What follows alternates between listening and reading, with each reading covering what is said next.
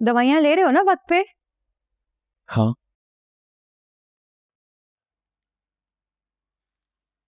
तुम यहाँ जो रोज रोज आ जाती हो, इससे तुम्हारे काम पे फर्क नहीं पड़ता? मुझे अपने काम से ज्यादा तुम्हारी सेहत की फिक्र है। बस तुम जल्दी से ठीक हो जाओ। मैं तुम्हारा शुक्रिया भी नहीं अदा कर सकता। नहीं, ऐसा कुछ तो नहीं है कि तुम शुक्रिया अदा करो। यही कि तुम रोज मेरा पूछने आ जाती हो, मेरे लिए दवाइयाँ लेकर आती हो। आज तक मुझ पर किसी ने एहसान नहीं किया, पर आज मैं तुम्हारा एहसानमंद हो गया हूँ। एहसान का तो मुझे पता नहीं, ये सब मैं अपना फर्ज समझ कर करती हूँ। और वैसे भी मैं आज ये बातें नहीं करने आई। आज मैं तुम्हारे लिए एक तोहफा लेके आई हूँ।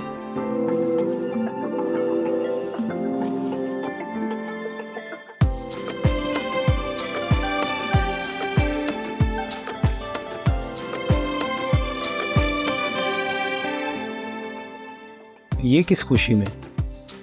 तुम्हें नहीं पता कि आज कौन सा दिन है? मैं समझा नहीं। फिर तो तुम अपनी जिंदगी से बहुत बेपरवाह हो। आज वो खास दिन है जब तुम इस दुनिया में आए थे। सालगिरह की बहुत बहुत मुबारक। ओह, तुम्हारा बहुत शुक्रिया। वैसे तुम्हें कैसे पता कि आज मेरी सालगिरह है? ऐसी बातें नहीं भूलती मैं। उस दिन तुम फोन पर किसी को बता रहे थे ना, तो मैंने सुन लिया। यकीन करो, मुझे तो खुद अपनी सालगिरह याद नहीं थी। कभी मैंने अपनी सालगिरह मनाई ही नहीं। मैं इन चक्करों में नहीं पड़ता। सच कहूं तो मुझे भी सालगिरह मनाने का कोई शौक नहीं था, लेकिन जब से तुम जिंदगी में आए हो ना, हर चीज अच्छी लगने लग गई है। बहरहाल, मैं तुम्हारा शुक्रिया अदा करता हूँ फिर से कि तुमने मुझे एहसास दिलाया कि आज मेरे लिए खुशी का दिन है।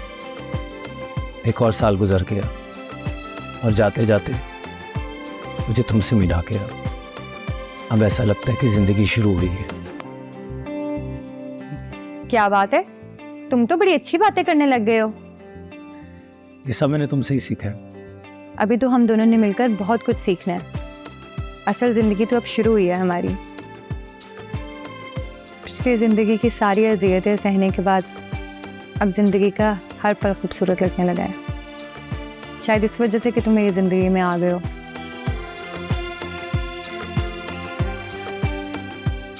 चलो एक काम करते हैं, आज तुम्हारी सालगिरह की खुशी में ना तुम मुझे चाय बना के दो। मैं? ठीक है।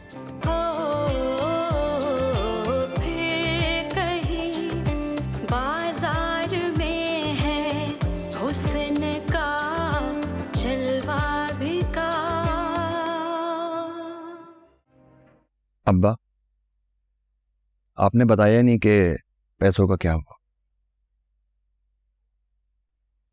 तुम पैसों के लिए तो टाइम निकाल कर आ गए। कल मैं पूरा दिन बिस्तर पे पड़ा रहा, मुझे किसी ने पानी का नहीं पूछा। मेरे में इतनी हिम्मत नहीं थी कि मैं अकेला ऑपरेट चला जाता। तुम घर आए, तुमने बीवी का सुना और वापस चले गए। अब्बा, मैं आपसे माफी मांगने के अलावा क्या कर सकता हूँ? अगर इसके लिए आपने कोई सजा तजवीज़ की है तो मैं तैयार हूं। नहीं बेटा, बात सजा और जजा की नहीं है, बात है उम्मीद और भरोसे की। मैं इतनी तवील मुलाजमत के बाद सिर्फ एक ख्वाहिश लेकर यहाँ आया था कि तुम लोगों की मोहब्बत से अपना दामन भर लूँ, मैं एक नई जिंदगी का आगाज कर सकूं। लेकिन यहाँ तो बड़ा नफसा नफसी का दौर है बेटा। अब्बा, अगर आप नायला की वजह से ऐसी बातें कर रहे हैं तो वो थोड़ी सी जज्बाती है। एक दो दिन वहां रहेगी तो हो सकता है सब कुछ भूल जाए। इससे पहले भी तो छोटे मोटे झगड़े रफा दफा हो चुके हैं ना अब्बा। उनसे ये भी कह देना कि महविश के मामले को इतना उछालने की जरूरत नहीं है। जैसे उनसे गलती हो सकती है, दूसरे से भी गलती हो सकती है। उस बात को बस यही दबा देना। अरे अब्बा, नायला को क्या जरूरत है घर की इज्जत उछालने? पूरे मोहल्ले में हमारी बहन के कारनामे गिनवाए जा रहे हैं अब्बा। एक दो लोग तो मुझसे इस बारे में पूछ भी चुके हैं। अब मैं किस की जुबान पे ताले लगवा सकता हूँ? वही वाह, जिसका मुझे डर था।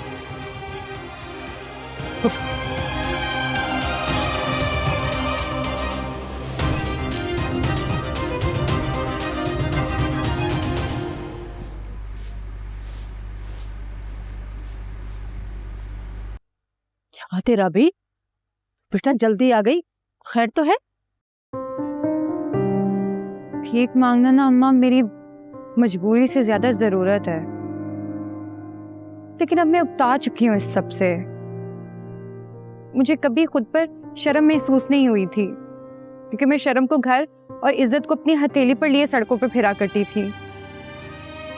सच सच बता मुझे, तुझे किसी ने कुछ कहा है? देख मुझे बता, किसने कहा है कुछ? किसी ने कुछ नहीं कहा, सिवाय मेरी गैरत और ज़मीर के। क्या ये बातें जहन में किसने डाली है? बताना मुझे। इंसान को कभी कभी होश आ जाता है अम्मा, और आज मुझे भी होश आ गया है। मेरी गैरत जाग उठी है। जिस शर्म को मैं घर छोड़ के जाया करती थी ना, वो आज मेरे साथ ही थी, और बार बार मुझे इस बात का एहसास दिला रही थी कि घर वापस लौट जाओ। जो तुम कर रही हो वो सही नहीं है। घर लौट जाओ और अपनी तकदीर को बदलो। क्या बोला? तकदीर? कौन सी तकदीर बेटा हमारी है? ये तकदीर नहीं है, हमारी तकदीर तो यही है बेटा, यही तकदीर है, यही घर है बस। वक्त बदल रहा है अम्मा। पहले मैं कभी ख्वाब नहीं देखा करती थी, और अगर देखती भी थी ना तो भी बस सड़कों पे भीख ही मांग रही होती थी। मगर अब ऐसा नहीं है। अब मैं खुद को एक घरेलू औरत की तरह महसूस करती हूँ। और सच तो ये है अम्मा कि मैंने कई बार खुद को दुल्हन बनते हुए देखा है। इंशाल्लाह इंशाल्लाह तेरा ये ख्वाब सच होगा। और राबी, मैंने भी एक फैसला किया है। तेरा बाप भले हमें खिलाए ना खिलाए, सूखी सूखी खा लेंगे, भले कैसी भी जिंदगी गुजार लेंगे, लेकिन मैं तेरी शादी जरूर करवाऊंगी, देख लेना। हाँ, मगर अब्बा की फिक्र मत कर, उसको पता ही नहीं चलेगा जब तक तू जिब्रान की दुल्हन बन चुकी होगी। लेकिन अम्मा इसके बाद मुझे हमेशा आप ही की फिक्र लगी रहेगी। फिक्र? ना बेटा ना, मेरी फिक्र बिल्कुल मत करना। देखना, तूने पूरी जिंदगी हम दोनों के लिए अपनी जवानी की पूरी खुशियां उड़ा दी हैं, बड़ी कुर्बानी दी है तुमने। अब मेरा वक्त आ गया है, मेरे हक बनता है और मेरा फर्ज भी है। देख लेना, मैं तेरी शादी करवाऊंगी, बस तू जिब्रान को जल्दी तैयार कर शादी के लिए, बस सब सही हो जाएगा।